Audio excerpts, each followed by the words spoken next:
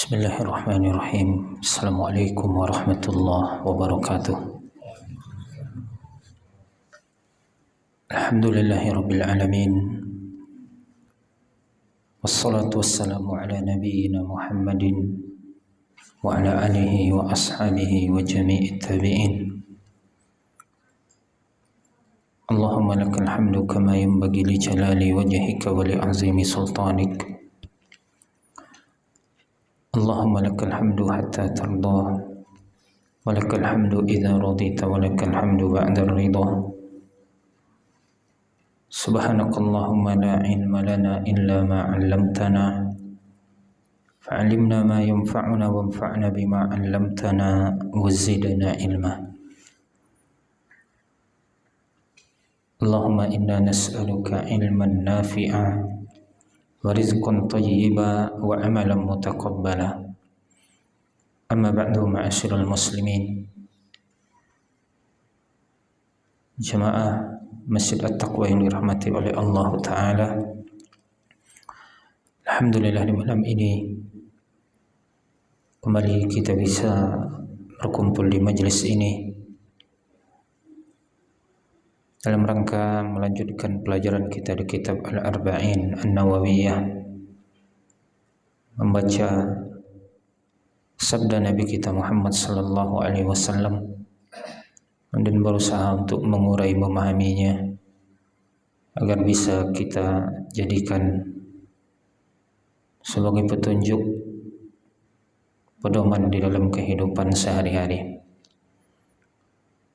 Dan dengan memohon petunjuk serta pertolongan dari Allah Jalla Jalaluh, kita baca hadis yang kelima dari 42 hadis yang dibawakan oleh Imam Nawawi di dalam kitab Al-Arba'in ini. Beliau rahimahullah mengatakan, an ummil mu'minin Ummi Abdillah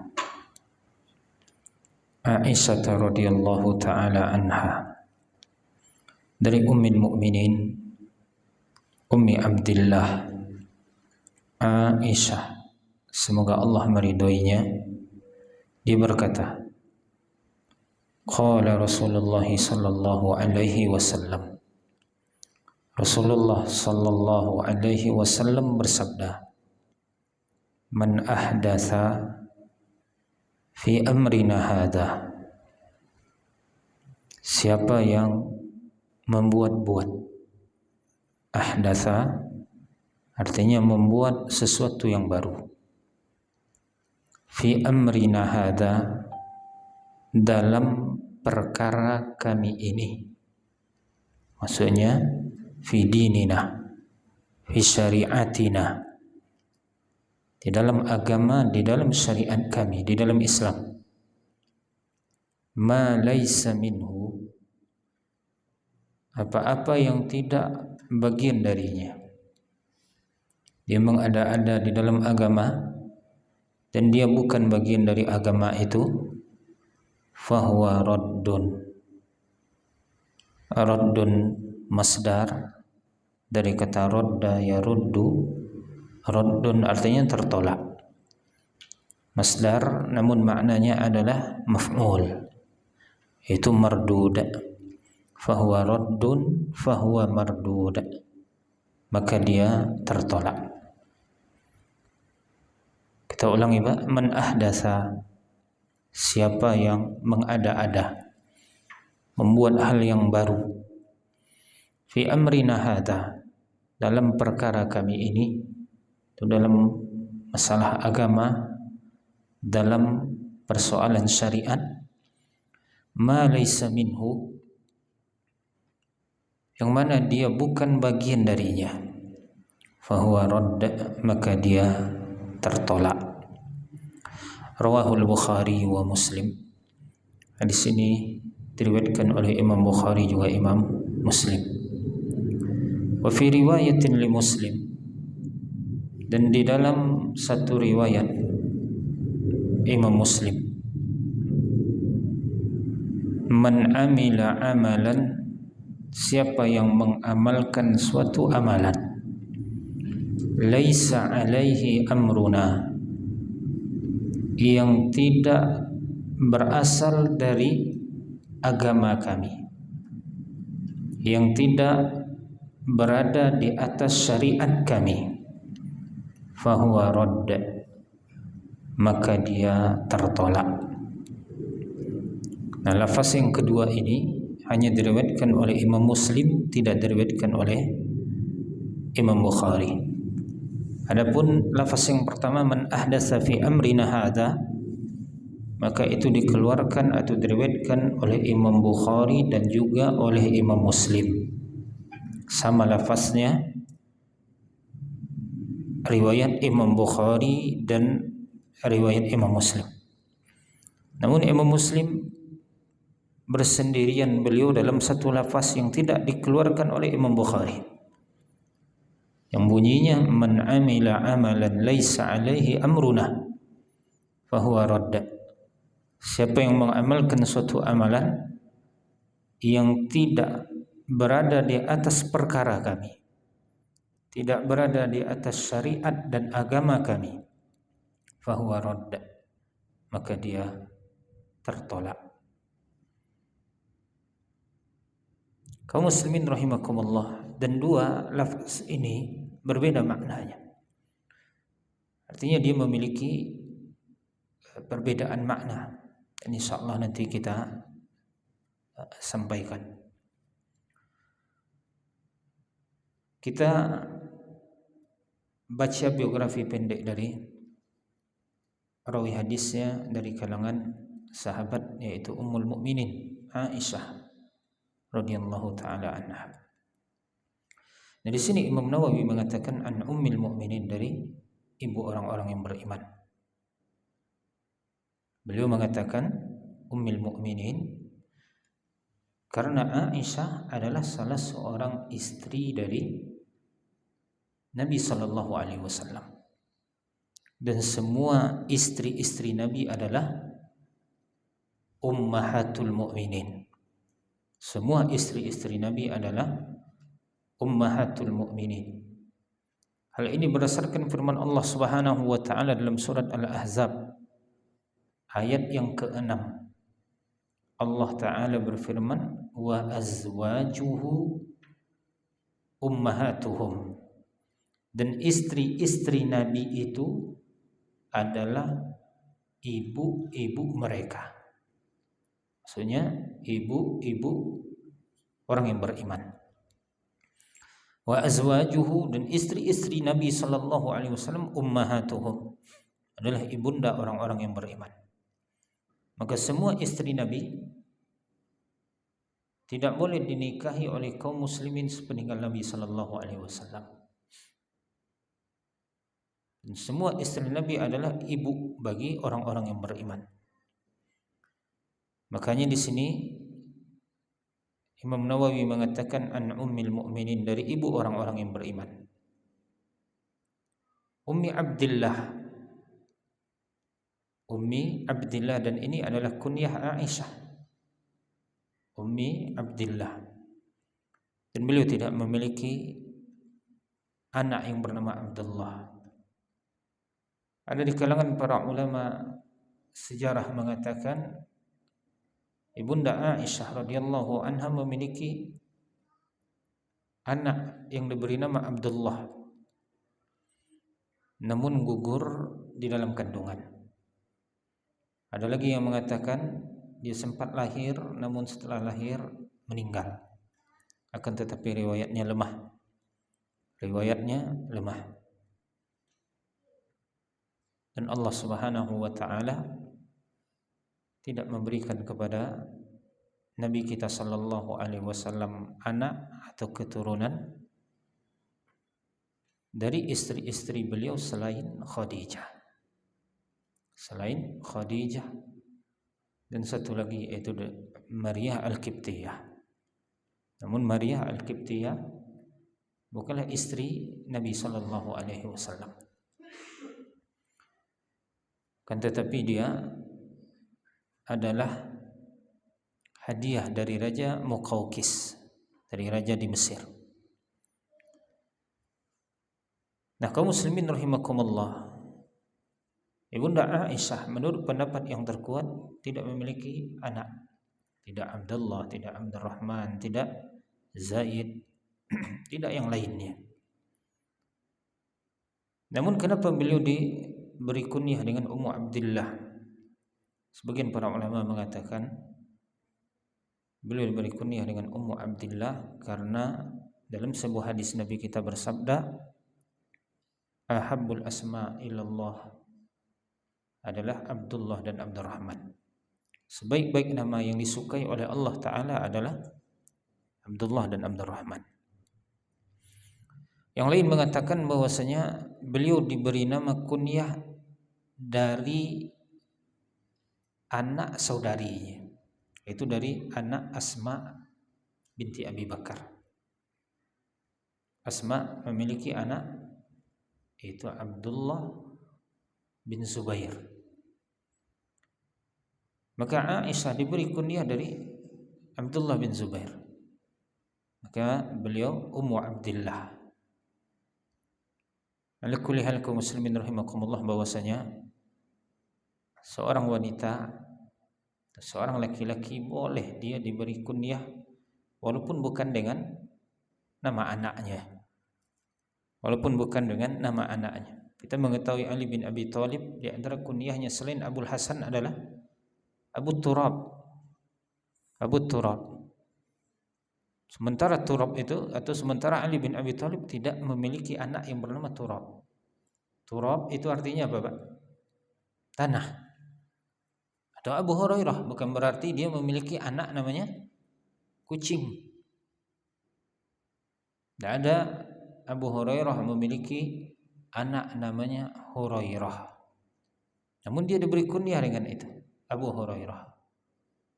Karena dia memiliki kucing yang suka dengannya, yang dia pun atau yang kucing itu pun suka bermain dengannya, dan Abu Hurairah berusaha untuk menjaganya, memeliharanya. Nah, Ummi Abdillah Aisyah radhiyallahu taala anha. Aisyah radhiyallahu taala anha beliau adalah As-Siddiqatu bintu Siddiq. Wanita yang jujur, anak dari laki-laki yang jujur. Anak dari Abu Bakar As-Siddiq. Maka beliau adalah Aisyah binti Abi Bakrin, itu Abdullah bin Abi Kuhafah, Utsman bin Amir bin Amr bin Ka'ab bin Sa'ad bin Taim bin Murrah bin Ka'ab bin Lu'ay, dari Bani Taim, dan bertemu nasabnya dengan Nabi sallallahu alaihi wasallam pada Murrah bin Ka'ab. Murrah bin Ka'ab bin Lu'ay Al-Qurasiyah At-Taimiyah Al-Makkiyah. Dan beliau adalah satu-satunya istri Nabi sallallahu alaihi wasallam yang dinikahi oleh Nabi dalam kondisi gadis perawan. Dan beliau adalah afqahu nisa'il ummah 'alal itlaq. Beliau adalah wanita yang paling faqih dari umat ini secara mutlak.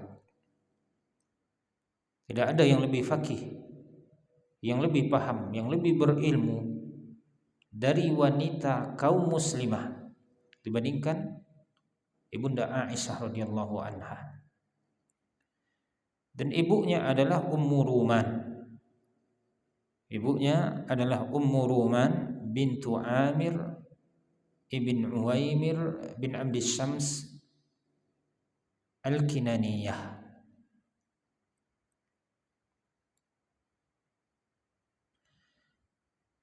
Nabi kita Muhammad sallallahu alaihi wasallam menikahi Aisyah ketika masih di Mekah, di saat usianya baru 6 tahun.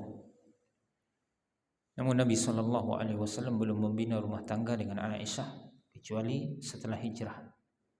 Kira-kira 2 tahun setelah hijrah, setelah Nabi kita sallallahu alaihi wasallam pulang dari Badar.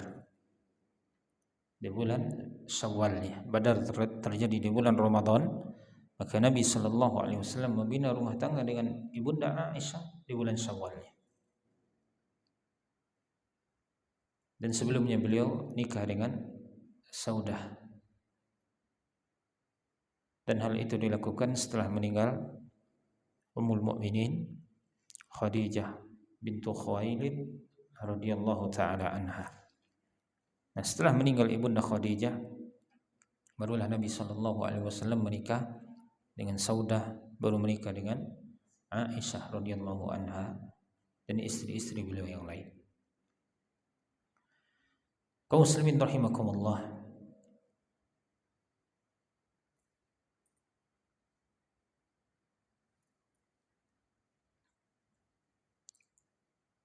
Beliau hidup bersama Rasul sallallahu alaihi wasallam kurang lebih selama 9 tahun. Kurang lebih selama 9 tahun. Beliau atau Nabi kita sallallahu alaihi wasallam membina rumah tangga dengan Ibunda Aisyah di saat umurnya 9 tahun. Dan ketika Nabi kita meninggal dunia, umur Ibunda Aisyah 18 tahun. 18 tahun. Maka apa-apa yang disampaikan oleh Nabi, yang diucapkan oleh Nabi, itu sangat direkam oleh Ibunda Aisyah. Maka beliau adalah perempuan yang paling banyak meriwayatkan hadis secara mutlak. Dan bahkan masalah rumah tangga yang tidak dilihat oleh sahabat-sahabat yang lain, nah itu kebanyakan diriwayatkan oleh Ibunda Aisyah kepada para sahabat yang lain atau kepada para tabi'in. Kaum muslimin yang dirahmati oleh Allah Ta'ala,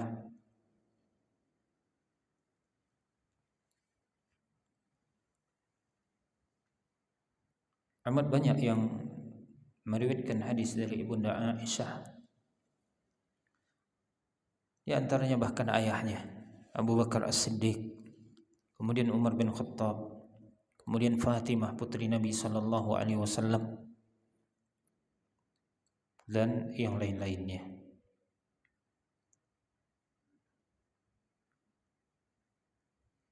Begitu juga disebutkan Amr bin Al-As, Abu Musa Al-Ash'ari, Zaid ibn Khalid Al-Juhani, Abu Hurairah sendiri, kemudian Ibnu Umar, Ibnu Abbas, dan yang lain-lainnya. Sementara dari kalangan tabi'in yang meriwayatkan dari Ibunda Aisyah adalah Sa'id bin Al-Musayyib, Abdullah bin Amir bin Rabi'ah, Safiyah bintu Syaibah, Alqamah bin Qais, Amr bin Maimun, kemudian Mutarrif bin Abdullah bin Syekhir, Hammam bin Al-Harith, Abu Atiyah Al-Wadi'i, Abu Ubaidah bin Abdullah bin Mas'ud, kemudian Masruq, dan yang lain-lainnya.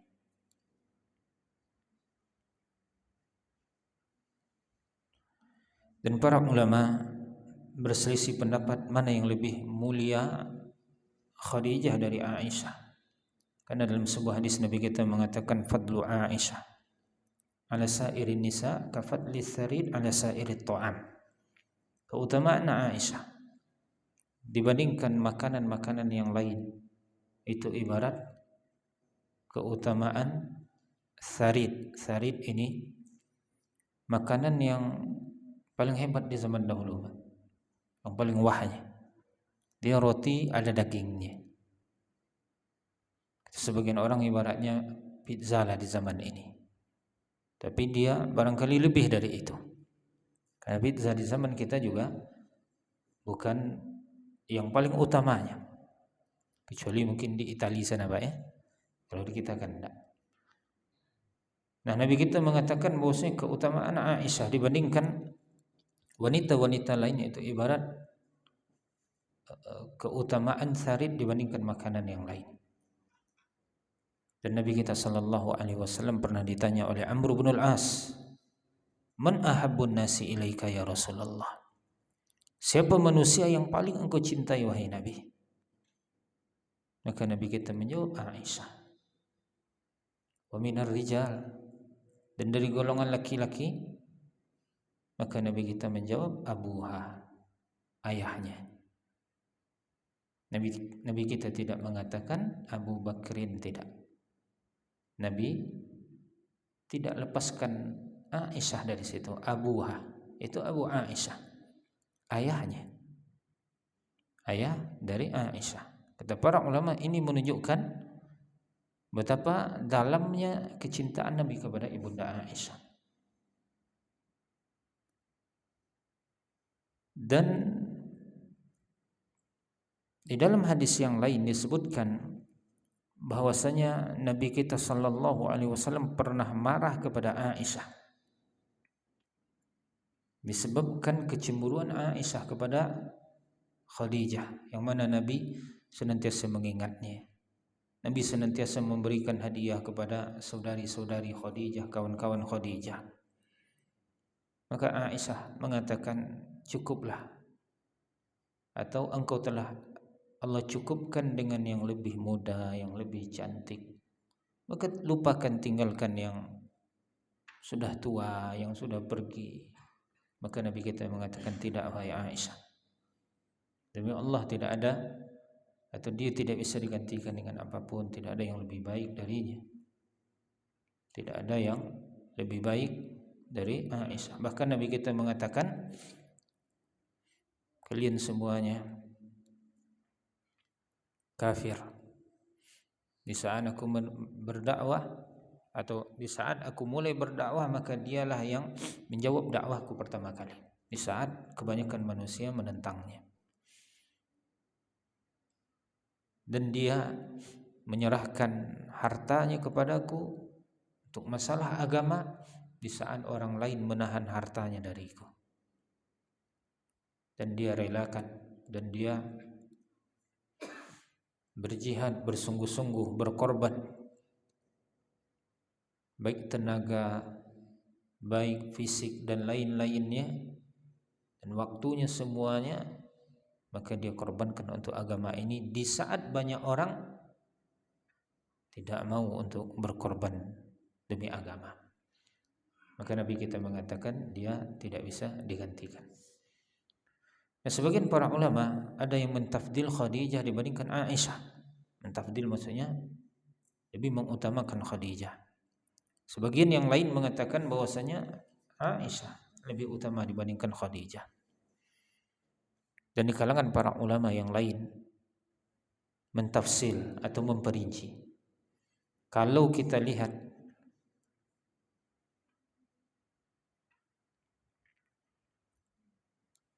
Kalau kita perhatikan era-era di masa dakwah,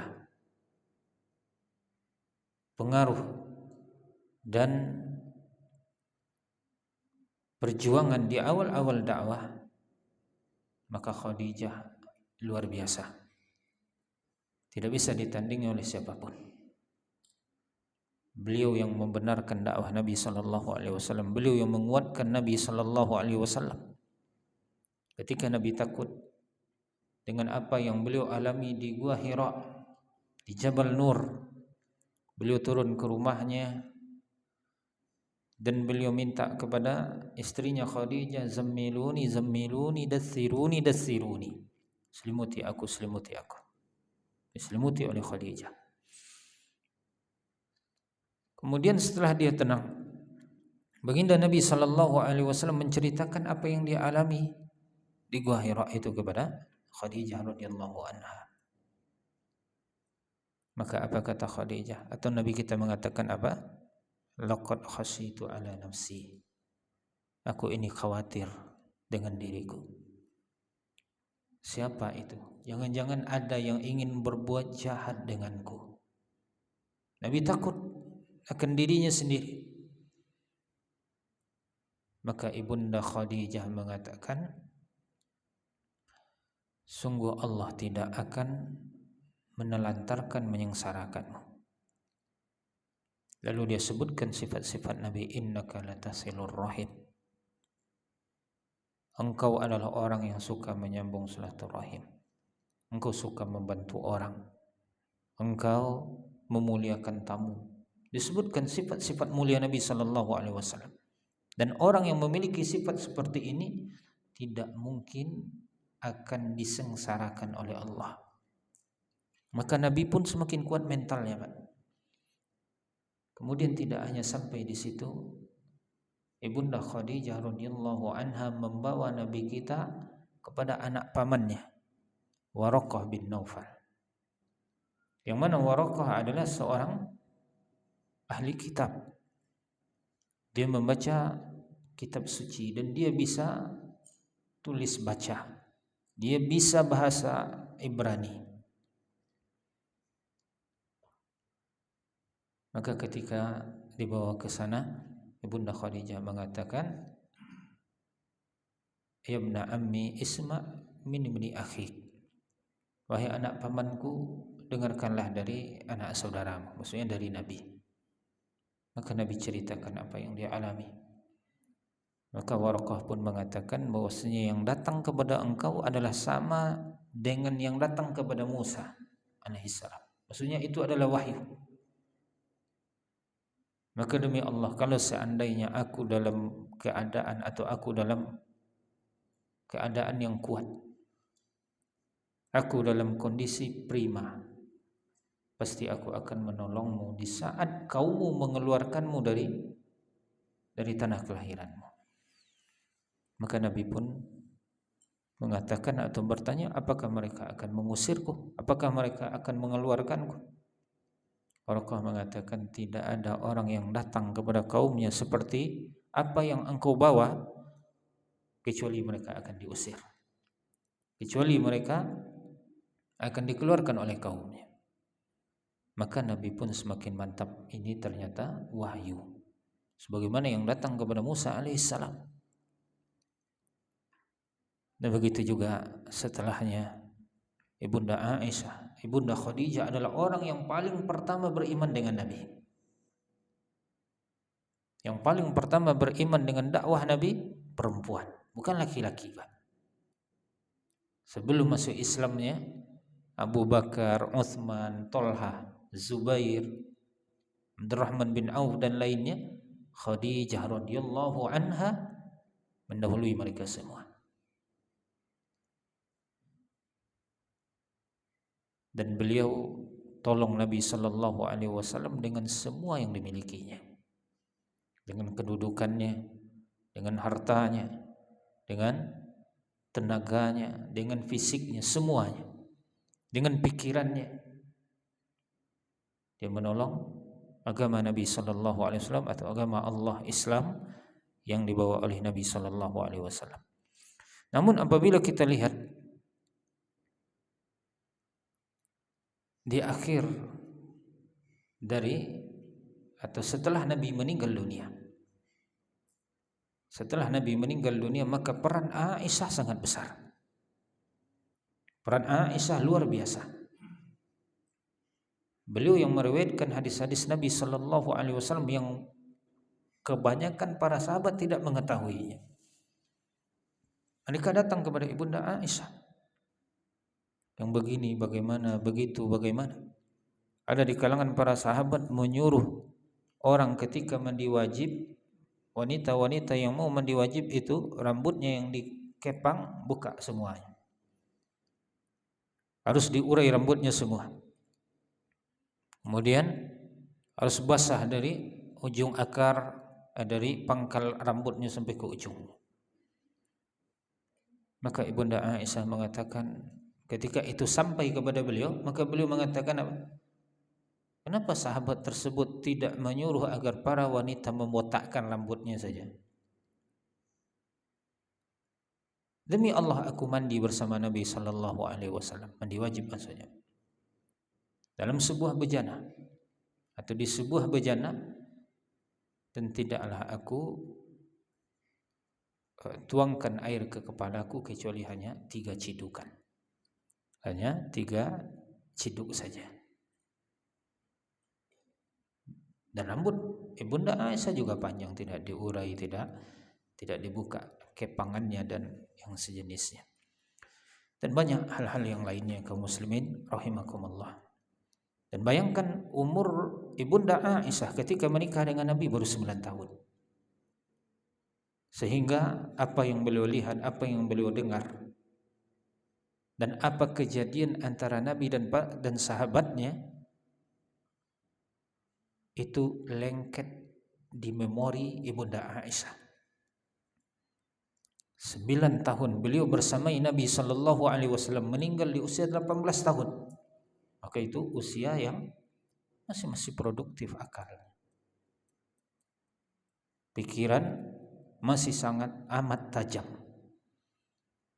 Nah, kaum muslimin rahimakumullah, ini Ibunda Aisyah radhiyallahu anha. Jadi di hadis ini beliau mengatakan apa? Beliau mengatakan Rasulullah sallallahu alaihi wasallam bersabda, "Man ahdatsa fi amrina hadza." Siapa yang membuat hal-hal yang baru dalam perkara kita ini, atau dalam perkara kami ini, dalam syariat kami ini, ma laysa minhu fahuwa radd. Apa yang tidak bagian darinya maka dia tertolak. Sementara di lafaz yang kedua yang hanya diriwayatkan oleh Imam Muslim, bunyinya man amila amalan. Siapa yang mengamalkan suatu amalan laisa alaihi amruna, namun tidak di atas syariat kami, fahuwa radd, maka dia tertolak. Nah, kalimat yang pertama, riwayat yang pertama dengan lafaz yang kedua memiliki perbedaan makna. Di mana letak perbedaannya, Pak?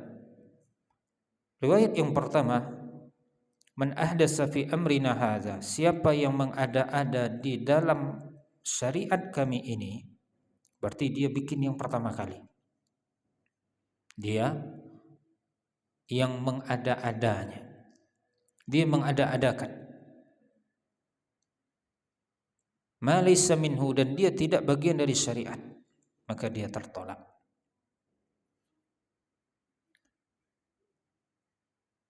Kalau ada seseorang dia melakukan suatu amalan,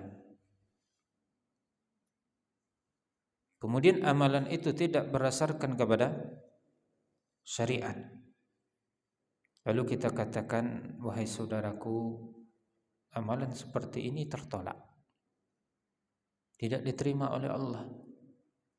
Kenapa katanya?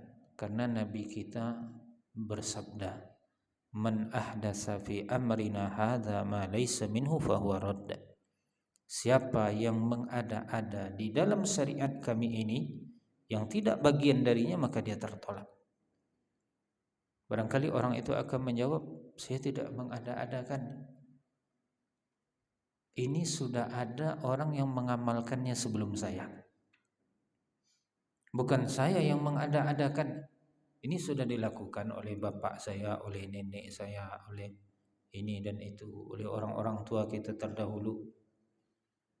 Atau dia katakan ini terdapat di dalam kitab fulan bin fulan, umpamanya. Ada ini kok di dalam buku. Saya tidak mengada-adakannya, berarti dalil atau hadis yang antum pakaikan tidak cocok katanya. Itu kan dalam hadisnya man ahdatsa fi amrina hadza. Siapa yang membuat hal yang baru dalam syariat. Saya tidak membuat hal yang baru. Saya melakukan apa yang telah saya terima atau wariskan dari orang-orang terdahulu. Maka pakaikan kepadanya lafaz yang kedua, Pak. Di dalam lafaz yang lain Nabi kita mengatakan man amila amalan laisa alaihi amruna fahuwa radd. Siapa yang mengamalkan suatu amalan, memang bukan dia pencetusnya, bukan dia yang memprakarsai amalan itu, bukan dia yang pertama kali mengada-adakannya.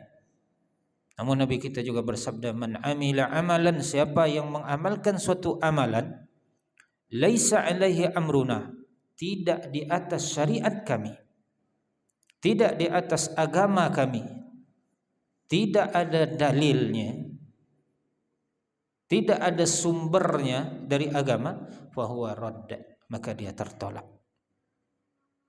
Jadi ada perbedaan makna antara lafaz yang pertama dan lafaz yang kedua. Bisa dipahami perbedaannya, Pak ya? Man ahdatsa, orang yang mengadakan, membuat pertama kali. Belum dibikin oleh orang, dia yang membuatnya. Dia mengada-adakan. Sementara yang kedua, man amila amalan, siapa yang mengamalkan suatu amalan, dia telah warisi dari orang-orang sebelum.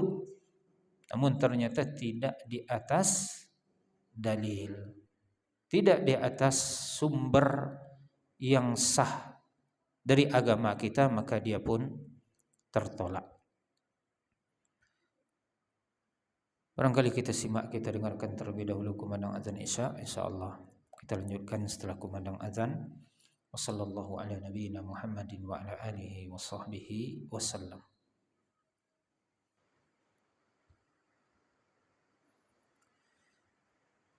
Bismillah walhamdulillah. Wa usalli wa usallimu ala Rasulillah wa ala alihi wa ashabihi wa mawalah. Amma ba'du, ma'asyiral muslimin. Hadis yang kita bacakan tadi, hadis Ummul Mukminin Aisyah radhiyallahu anha, ini merupakan hadis yang agung, hadis yang mulia, hadis yang besar di dalam agama Islam. Al-Imam Ibn Rajab Al-Hambali rahimahullah mengatakan di dalam kitabnya Jami' Al-Ulum wal Hikam, hadzal hadis aslun azimun min usulil Islam. Hadis ini merupakan dalil yang agung atau pokok yang agung di dalam pokok-pokok Islam. Dalam pendalilan, dalam dalil-dalil Islam ini merupakan dalil yang agung, yang mulia. Wa huwa kal mizani lil a'mal fi zahiriha. Dan hadis ini ibarat timbangan untuk amalan-amalan secara zahirnya.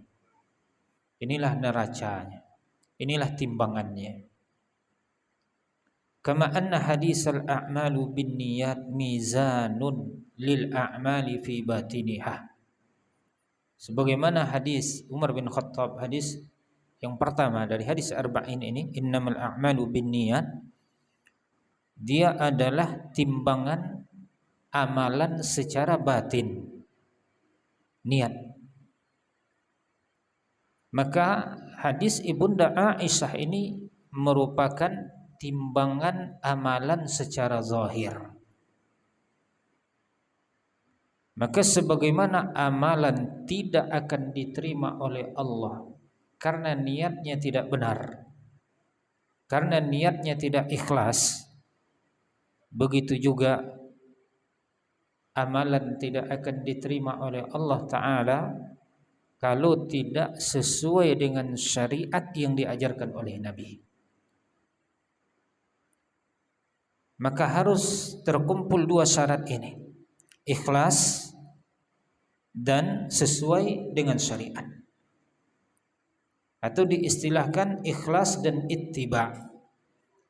Ikhlas dan ittiba. Beliau mengatakan, fakama anna kulla amalin la yuradu bihi wajhullah falaysa li'amilihi fihi thawab, fakadzalika kullu amalin la yakunu alaihi amrullah wa rasulih wa huwa mardudun ala amilihi. Maka sebagaimana semua amalan yang tidak diikhlaskan untuk Allah Ta'ala, tidak ada pahala bagi orang yang melakukannya, maka demikian juga semua amalan yang tidak berada di atas perkara Allah dan Rasulnya, tidak berada di atas syariat, maka dia juga tertolak, tidak diterima. Wa kullu man ahdasa fid din ma lam ya'zam bihi Allahu wa rasuluhu falaysa minad dini fi syai'. Maka semua orang yang mengada-adakan di dalam agama, membuat hal-hal yang baru di dalam agama. Apa-apa yang tidak diizinkan oleh Allah dan Rasul-Nya, maka itu bukanlah agama. Dia tidak bagian dari agama sedikit pun. Maka dari penjelasan Al-Imam Ibn Rajab Al-Hambali, jelas bagi kita kedudukan hadis ini. Hadis innamal a'malu binniyat penting. Maka hadis man ahdatsa fi amrina hadza ma laysa minhu fahuwa radd juga penting. Tu man amila amalan laysa alaihi amruna fahuwa radd juga amat penting. Dalil-dalil dalam Al-Qur'anul Karim menunjukkan pentingnya amalan yang harus sesuai dengan syariat. Itu amat banyak. Di antaranya dalam surat Al-An'am ayat 153. Allah Subhanahu wa taala berfirman, "Wa anna hadza sirati mustaqiman fattabi'uhu wa la tattabi'us subula fatafarraqa bikum an sabilihi. Dzalikum wassaqum bihi la'allakum tattaqun." Bahkan dalam sebuah hadis diriwayatkan dari sahabat yang mulia Abdullah bin Mas'ud. Abdullah bin Mas'ud mengatakan, kami duduk bersama Rasul sallallahu alaihi wasallam, lalu tiba-tiba beliau mengambil sebuah lidi. Kemudian beliau menggaris lurus di tanah dengan lidi tersebut atau dengan kayu tersebut, taruhlah ranting lah Pak, digaris oleh Nabi dengan garis lurus. Kemudian Nabi kita mengatakan, haza siratullahil mustaqim, ini jalan Allah yang lurus. Ini Nabi membuat perumpamaan Pak. Lalu Abdullah bin Mas'ud mengatakan, thumma khatta khututan an yaminihi wa an shimalihi. Kemudian Nabi menggaris dengan garis yang banyak di sebelah kanan dan di sebelah kiri garis lurus tadi. Garis lurus, hadza siratul mustaqim, ini jalan Allah yang lurus. Kemudian Nabi garis sebelah kanan dan sebelah kiri dari garis lurus itu. Kemudian Nabi kita mengatakan apa? Nabi kita mengatakan, wa hadhihi turuq, dan ini jalan-jalan yang lain, yang menyimpang, yang bercabang. Kemudian Nabi kita sallallahu alaihi wasallam membacakan, atau wa hadhihi subul, kata Nabi kita, ini jalan-jalan yang sebelah kanan sebelah kiri yang menyimpang. Kemudian setelah itu Nabi bacakan firman Allah surat Al-An'am ayat 153 ini, wa anna hadza sirati mustaqiman fattabi'uh, dan bahwasanya ini adalah jalanku yang lurus, maka ikutilah oleh kalian. Wala tattabi'us subul, dan jangan kalian ikuti jalan sebelah kanannya, jalan sebelah kirinya. Fatafarraqa bikum an sabilih, maka itu akan menyebabkan kalian berpecah belah dari jalanku. Dzalikum wassaqum bihi la'allakum tattaqun. Demikianlah Allah memberikan wasiat kepada kalian agar kalian menjadi orang-orang yang bertakwa. Nah, ada jalan yang dibuat-buat oleh orang lain, seolah-olah dia menyangi jalan Allah, jalan Rasul-Nya, maka jangan diikuti itu. Kemudian juga Allah Ta'ala berfirman, al-yawma akmaltu lakum dinakum, pada hari ini aku telah sempurnakan bagi kalian agama kalian. Wa atmamtu alaikum ni'mati wa raditu lakumul islam madinah, aku sempurnakan atau aku cukupkan bagi kalian nikmatku, aku ridhoi Islam sebagai agama untuk kalian. Nah, agama yang sempurna kata Allah, al-yawma akmaltu lakum dinakum. Ayat ini Allah turunkan di tanggal 9 Zulhijjah tahun ke-10 Hijriah. Kurang lebih 3 bulan setelah itu Nabi kita meninggal dunia. Dan Allah tidak turunkan lagi wahyu yang berbicara tentang halal dan haram setelah ayat ini turun. Karena ketika ayat ini turun, Allah tegaskan agama telah sempurna. Nah, sesuatu yang telah sempurna tentu enggak pantas dibikin-bikin yang baru, yang enggak ada asalnya dari agama. Al-yawma akmaltu lakum. Hari ini aku telah sempurnakan bagi kalian agama kalian. Lah sempurna. Tentu tidak butuh tambahan, Pak. Lah sempurna. Mengadi tambah-tambah. Imam Malik mengatakan, maka apa-apa yang tidak menjadi agama di zaman itu, maka di hari ini dia tidak bisa menjadi agama. Karena Allah telah katakan dia sempurna. Apa yang tidak menjadi agama di zaman Nabi sallallahu alaihi wasallam hidup, di zaman ayat ini turun, maka setelah itu dia nggak bisa menjadi agama. Dan Allah katakan Allah meridhoi Islam. Islam yang dibawa oleh Nabi itu, yang telah sempurna itu. Berarti yang ditambah-tambah tadi nggak diridhoi oleh Allah. Dan dia bukan bagian dari Islam. Allah juga berfirman dalam surat Ali Imran ayat 31. Qul in kuntum tuhibbunallaha fattabi'uni. Katakanlah hai Nabi, in kuntum tuhibbunallah, jika manusia ini kalian benar-benar mencintai Allah, fattabi'uni, maka ikutilah aku. Ikuti siapa, Pak? Ikuti Nabi. Karena Allah perintahkan Nabi untuk mengatakan ini. Qul, katakanlah hai Nabi kepada mereka, kepada manusia. In kuntum tuhibbunallaha fattabi'uni, jika kalian benar-benar cinta dengan Allah, maka ikutilah aku. Yuhibbukumullah, niscaya Allah akan cinta dengan kalian. Ikuti Nabi akan membuahkan kecintaan Allah kepada kita. Wa yaghfir lakum dzunubakum, dan Allah akan ampuni dosa-dosa kalian. Makanya para ulama mengatakan, laisatil ibratu an tuhibba, bukan yang menjadi ibrah itu kalian mengklaim kalian mencintai. Oh, aku cinta Allah, aku cinta Islam, oh aku cinta dengan penciptaku. Bukan itu yang menjadi ibrah. Walakinnal ibrah an tuhabba. Namun yang menjadi ibrah bahwasanya kalian itu dicintai. Kalian dicintai. Kenapa, Pak? Karena kalau cinta kita benar, pasti kita akan dicintai. Karena Allah Ta'ala mengatakan, yuhibbukumullah fattabi'uni yuhibbukumullah, ikuti oleh kalian aku, niscaya Allah akan mencintai kalian. Wa yaghfir lakum dzunubakum, dan Allah akan ampuni dosa-dosa kalian. Maka orang yang mengikuti Nabi akan Allah cintai, dan Allah akan ampuni dosanya. Dan ini yang menjadi acuan.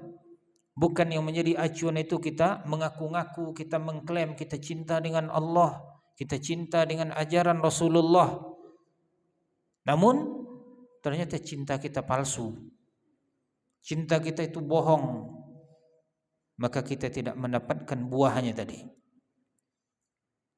Kalau kita benar dalam mencintai Allah, maka kita pasti akan mengikuti Rasul, dan pasti Allah akan mencintai kita dan dosa kita diampuni oleh Allah.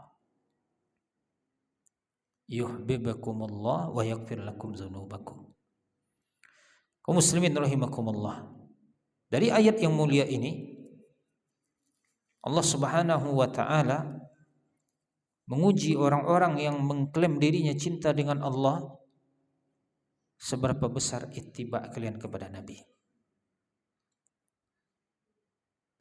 Seberapa besar ittiba kalian kepada Nabi. Berarti semakin besar ittiba seseorang kepada Nabi, pengikutannya kepada Nabi, maka artinya semakin besar kecintaannya dengan Allah. Begitu juga sebaliknya. Kalau semakin kecil ittiba'nya dengan Nabi, berarti semakin kecil kecintaannya kepada Allah.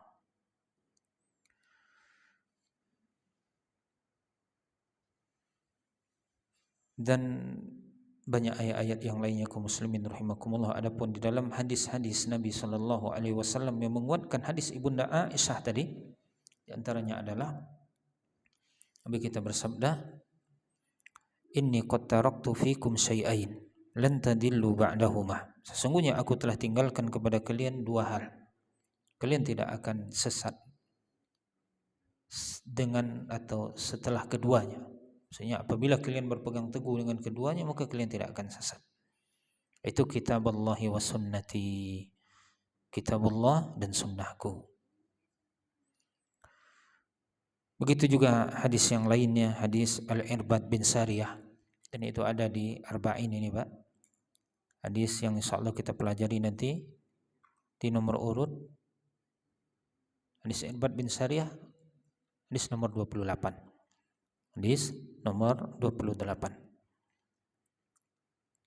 Begitu juga Nabi kita dalam hadis yang lain bersabda, "Qad taraktukum 'alal bayda." Sungguh aku telah meninggalkan kalian di atas sesuatu yang terang, yang putih, yang jelas. Lailuha kanahariha. Malamnya ibarat siangnya. Saking putihnya, saking jelasnya.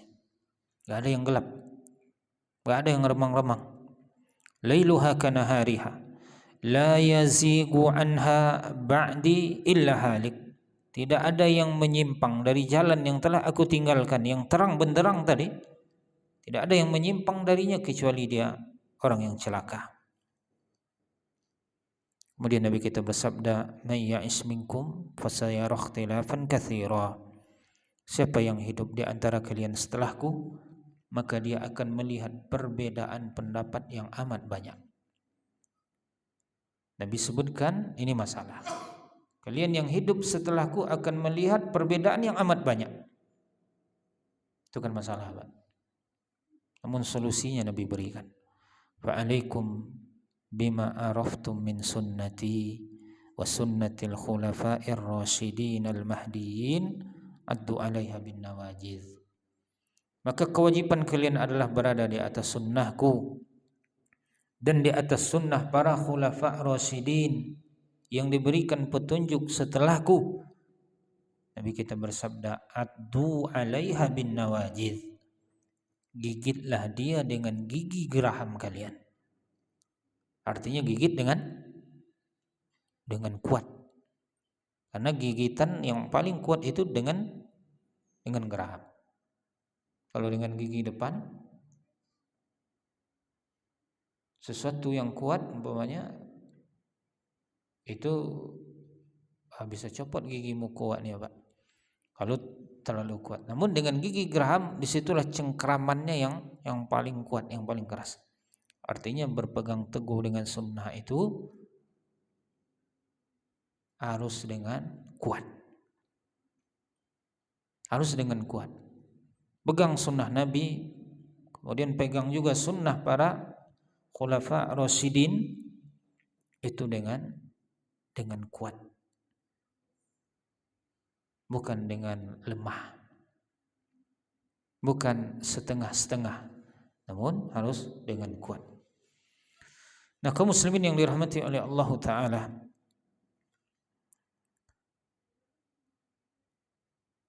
apa yang disebutkan di sini, man ahdasa fi amrina hadza, siapa yang membuat hal yang baru di dalam perkara kami ini, di dalam agama ini. Dan apa yang baru di dalam agama disebut oleh Nabi di dalam hadis yang lain dengan bid'ah. Dalam hadis Al-Irbad bin Sariyah Nabi katakan, wa iyyakum wa muhdatsatil umur fa inna kulla Nabi langsung di situ fa inna kulla bid'atin dhalalah.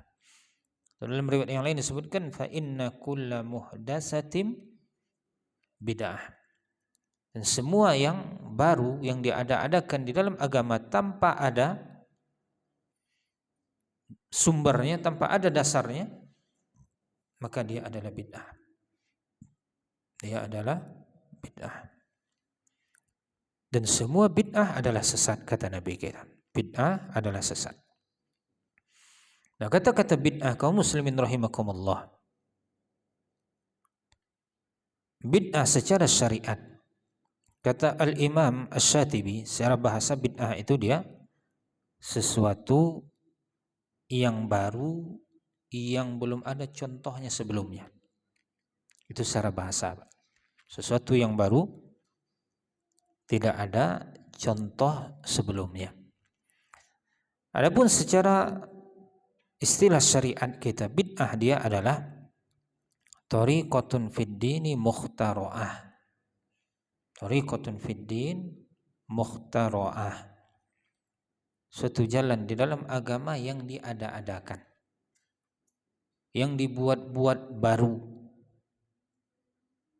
Tudahis syar'iyyah yuqsadu bis-suluki 'alaiha ma yuqsadu bit-thariqati syar'iyyah.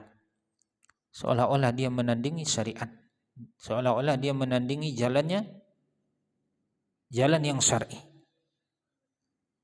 Dia menandingi jalan yang syar'i. Dimaksudkan dengan hal yang baru tadi apa yang dimaksudkan untuk syariat juga. Nah, sesuatu yang dibikin-bikin yang seolah-olah dia menandingi syariat itu. Jadi ada kesan bahwasanya yang datang dari Nabi belum sempurna. Nah, ini yang sempurnanya. Ini penyempurnaannya. Yang datang dari Nabi itu belum pas, belum terlalu bagus. Nah, yang dibikin-bikin tadi seolah-olah itulah yang paling bagus, itu yang paling sempurna. Nah, ini adalah bid'ah.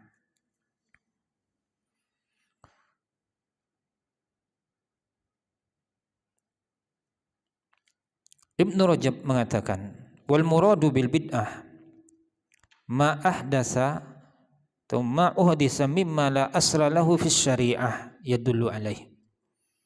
Yang dimaksud dengan bid'ah di dalam agama kita itu adalah apa yang dibikin-bikin yang tidak ada asalnya dalam syariat. Tidak ada asalnya dalam syariat. Wa amma ma kana lahu aslun minas syar'i yadullu alaihi falaysa bi bid'atin syar'an wa in kana bid'atan lughatan. Dan adapun yang memiliki asal dalam syariat, ada asalnya ditunjukkan oleh syariat kita, baik itu dari Al-Quran ataupun dari hadis. Sumber syariat Al-Quran dan hadis. Itu ijma'nya para ulama, dan ijma' berdasarkan Al-Quran dan hadis. Adapun sesuatu yang baru namun dia memiliki asal dari syariat, maka dia tidak disebut dengan bid'ah secara syariat, walaupun itu secara bahasa dia bid'ah. Dan banyak itu contohnya Pak ya, banyak contohnya.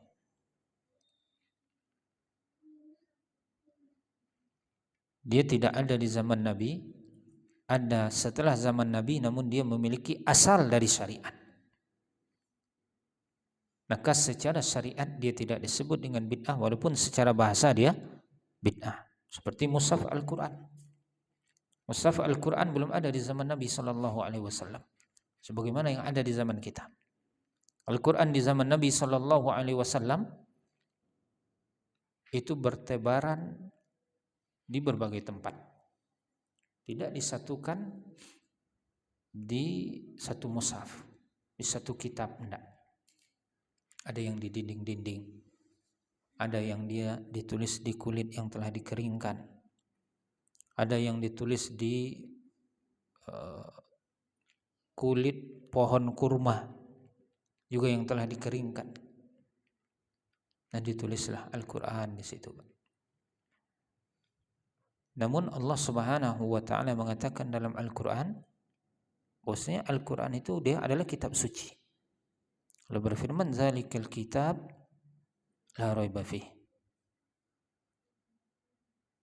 Ini adalah kitab yang tidak ada keraguan padanya. Yang namanya kitab itu tentu yang dari kulit ke kulit yang dikumpulkan. Ada cover, ada covernya, ada kulit, ada kulitnya. Sementara yang ditulis di dinding, yang ditulis di kulit, yang ditulis di pelepah kurma atau di kulit pohon kurma yang telah dikeringkan, itu bukan kitab namanya. Itu bukan kitab. Jadi asal mushaf seperti ini ada dalam syariat. Maka dia tidak disebut dengan bid'ah secara syar'i. Walaupun secara bahasa dia bid'ah. Secara bahasa dia bid'ah. Kenapa? Karena nggak ada di zaman Nabi. Berarti bid'ah secara bahasa. Namun tidak dari sisi syariat. Begitu juga dengan sholat tarawih secara berjamaah. Dilakukan di zaman Nabi Shallallahu Alaihi Wasallam. Nabi berjamaah bersama sahabatnya kurang lebih 3 malam. Di malam pertama Nabi lakukan itu, dan diriwayatkan Nabi melakukannya di 10 malam terakhir. Nah, di malam pertama Nabi melakukannya dengan para sahabat, banyak yang datang. Dan Nabi tidak umumkan sebelumnya. Namun sahabat-sahabat ada yang sholat. Nah, besok paginya tentu sahabat yang ikut sholat bersama Nabi menceritakan kepada sahabat yang lain. Di malam kedua ketika Nabi sholat, maka ternyata yang hadir lebih banyak lagi daripada malam pertama. Di malam ketiga juga demikian, makin banyak. Semakin banyak yang hadir dalam sholat tarawih itu. Di malam berikutnya Nabi nggak keluar lagi. Nabi sholat di rumahnya sendiri. Nabi nggak di masjid. Kemudian ditanya oleh sahabat, kenapa nggak keluar engkau wahai Rasul? Kenapa nggak sholat bersama kami? Nabi kita mengatakan, saya takut kalau seandainya sholat tarawih secara berjamaah itu nanti diwajibkan kepada kalian. Nanti diwajibkan kepada kalian. Dan Nabi sayang dengan kita. Nabi sayang dengan umatnya, maka Nabi meninggalkannya. Nah, di zaman Abu Bakar radhiyallahu anhu, Abu Bakar belum memiliki pemikiran untuk itu. Karena Abu Bakar barangkali yang pertama karena usia kekhalifahannya nggak lama, hanya kurang lebih selama 2 tahun.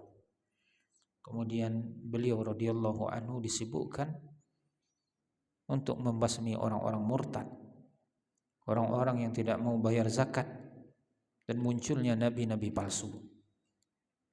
Munculnya nabi-nabi palsu. Banyak orang-orang di pinggiran Arab, di pinggiran Jazirah Arab yang mereka baru-baru masuk Islam di tahun ke-9 Hijriah atau mungkin di tahun ke-10 Hijriah. Dan mereka belum banyak belajar Islam. Tahun ke-9 itu disebut dengan Amul Wufud, Pak. Tahun datangnya delegasi-delegasi dari kabilah suku-suku Arab kepada Nabi di kota Madinah. Mereka bertemu sekali 2 kali dengan Nabi. Itu pun hanya delegasi. Dari satu kabilah ada yang mengutus 6 orang. Bahkan ada yang 1 orang. Ada yang 1 orang. Nah, ada yang belum bertemu dengan Nabi Sallallahu Alaihi Wasallam. Berarti dia bukan sahabat, namun dia masuk Islam. Nah, ketika Nabi telah meninggal dunia, iman itu belum terlalu bercokol dan belum paham dengan Islam. Ada yang balik murtad. Ada yang tidak mau bayar zakat dan mereka mengira bahwasanya zakat ini untuk Nabi. Ketika Nabi hidup, bayar zakat untuk Nabi. Berarti setelah Nabi Sallallahu Alaihi Wasallam meninggal dunia, nggak ada kewajiban zakat lagi. Maka Abu Bakar mengirim utusan juru dakwah kepada mereka. Kalau mereka tolak, diperangi oleh Abu Bakar. Nah, jadi di masa Abu Bakar nggak ada kepikiran ini. Di zaman Umar bin Khattab, nah itu situasi sudah mulai aman, tenang di kota Madinah. Dan Umar melihat di bulan Ramadan para sahabat itu sholat, itu banyak jamaah. Maksudnya banyak kelompok-kelompok jamaah, yang ini sholat dengan 2 orang, ini 3 orang ini. Maka Umar bin Khattab berpemikiran, maksudnya kalau dikumpulkan semua ini dengan 1 imam, maka tentu itu amat bagus. Dan sumbernya ada, atau asalnya ada dalam syariat. Nabi Sallallahu Alaihi Wasallam tidak melanjutkan qiyamul lail di bulan Ramadan atau sholat tarawih secara berjamaah bersama para sahabat karena ada sebabnya. Apa sebabnya, Pak? Takut diwajibkan nanti kepada umat. Maka sebab itu sekarang telah hilang. Kenapa telah hilang? Karena Nabi telah meninggal dunia dan agama telah sempurna. Al-yauma akmaltu lakum dinakum. Tidak akan mungkin turun wahyu lagi dan enggak akan mungkin berubah sesuatu yang hukumnya sunnat kemudian menjadi wajib. Wahyu telah terputus.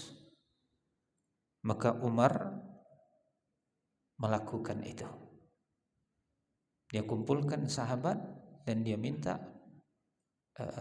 Ubay bin Ka'ab mengimami mereka. Ubay bin Ka'ab dengan siapa, Pak? Dua orang yang diminta oleh Umar bin Khattab untuk menjadi imam.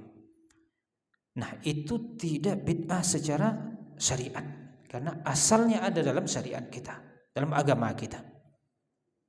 Walaupun barangkali secara bahasa dia adalah bid'ah. Dia sesuatu yang baru, enggak ada di zaman Abu Bakar.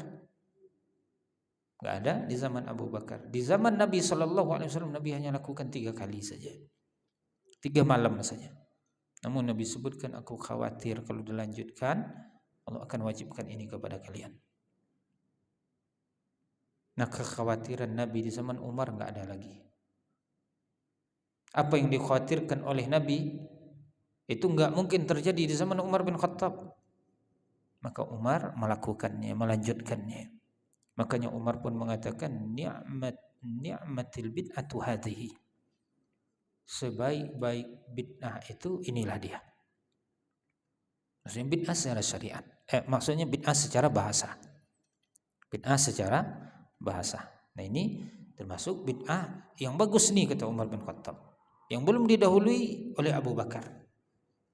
Beliau belum didahului oleh Abu Bakar. Beliau yang memprakarsai itu. Namun asalnya ada dalam syariat. Dan masalah ini sebenarnya panjang perkaranya kaum muslimin rahimakumullah. Barangkali kita lanjutkan di pertemuan berikutnya.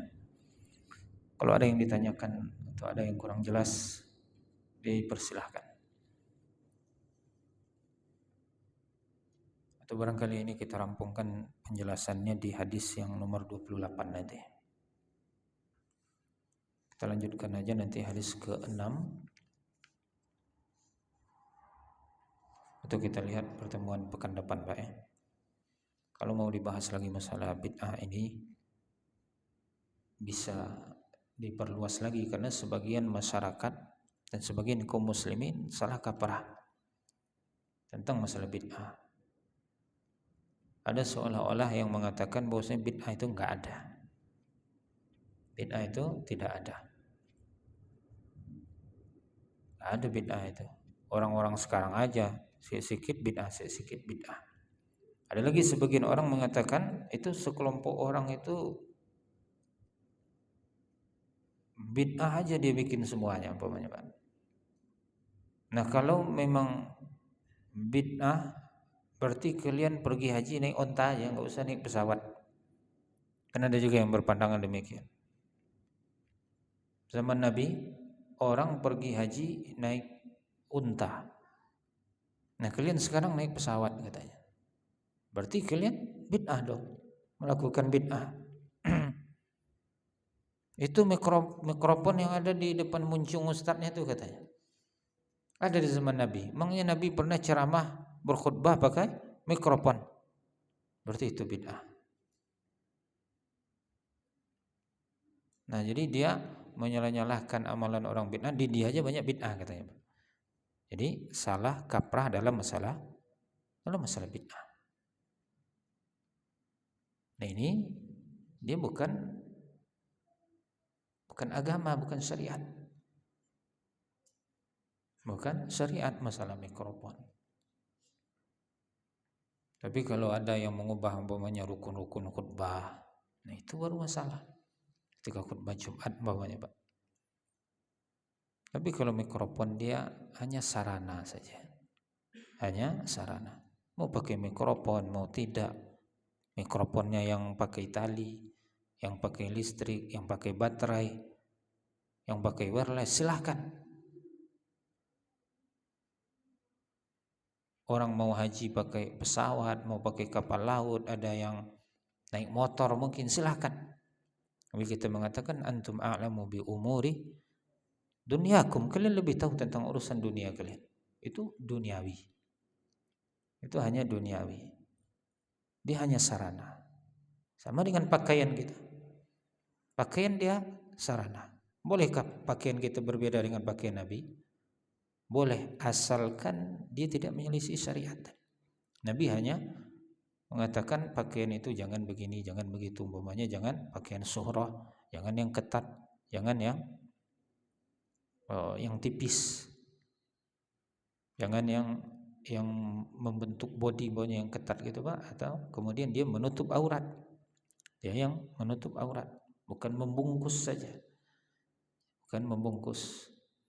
Jangan nanti bikin baju tapi dari plastik umpamanya, pakaiannya dari plastik putih terawang umpamanya. Oh ini baju saya sekarang tidak sesuai, kan bebas saja masalah pakaian. Ya bebas, tapi tetap ada kuyutnya atau ikatan-ikatannya dalam syariat. Tapi bahannya, bentuknya,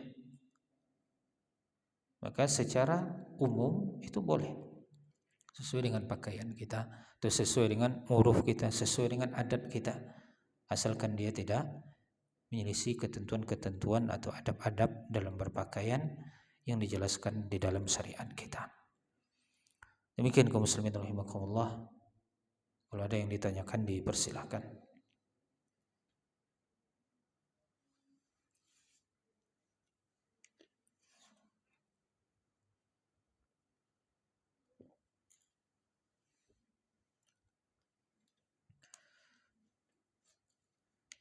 Baik, sepertinya tidak ada yang ditanyakan. Kita cukupkan sampai di sini. Sallallahu ala nabiyina Muhammadin wa ala alihi wa sahbihi wasallam. Assalamualaikum warahmatullahi wabarakatuh.